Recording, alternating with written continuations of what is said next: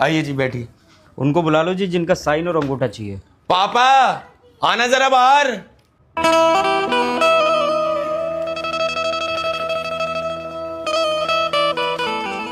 अरे कौन है ये भाई साहब? पापा तुम्हारा हेल्थ इंश्योरेंस करवा रहा हूँ मैं। अच्छा। इसलिए आए हैं भाई साहब। तुम वैसे ही बीमार रहते हो, कल कला को तुम्हें किसी बड़ी बीमारी ने पकड़ लिया जिसमें मोटा खर्चा आता हो, तो उसके लिए हमें पैसों के लिए भटकने की जरूरत नहीं है। ये देंगे पैसे, है ना भाई साहब? दे दोगे ना? आप ही दोगे ना पैसे? हाँ जी हम ही देंगे पैसे, बस यहाँ पे सिग्नेचर और एक अंगूठा लगा दो। मैं तो तुझे बहुत निकम्मा समझता था कुत्ते, लेकिन तू तो बहुत वफादार निकला। इतनी फिक्र है तुझे मेरी बीमारी की?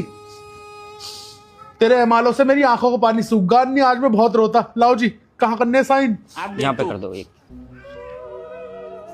और ये अंगूठा लगा दो।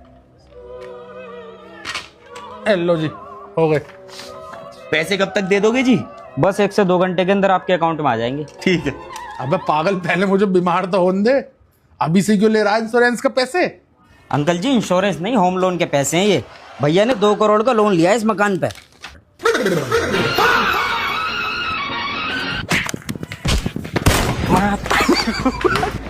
भागो, कहां तक भागोगे? अरे मिस हो गई।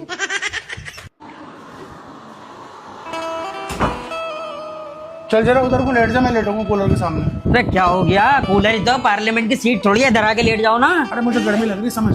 तो मुझे भी तो गर्मी लगी है, मैं लेटूंगा कूलर के आगे। लेट जा। चली गई लाइट। अब एक काम करो, बनी के घर एसी लग रही है, उसको कॉल करो, वहां जाके सोंगे। Not reachable. ये भगवान क्या छोड़ो फिर, रहने दो।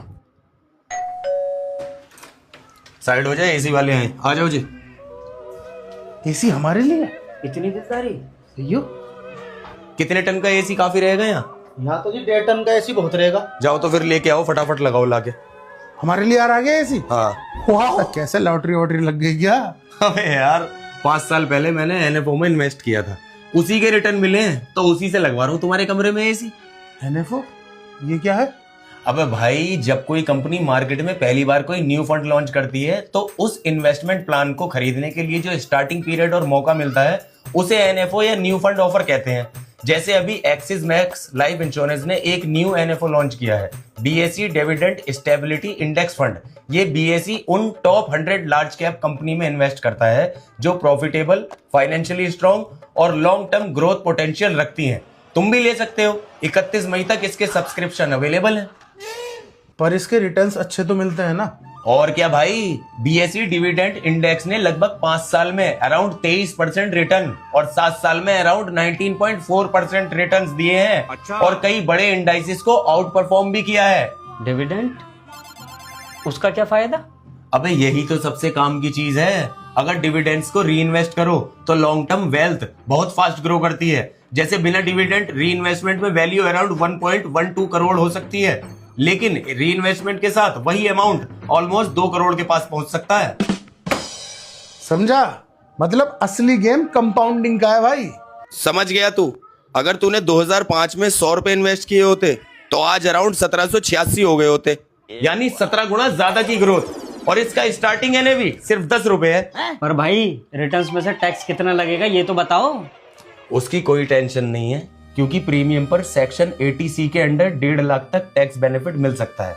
और एनुअल प्रीमियम 2.5 लाख तक हो तो मैच्योरिटी अमाउंट भी सेक्शन 10D के अंदर टैक्स फ्री हो सकता है।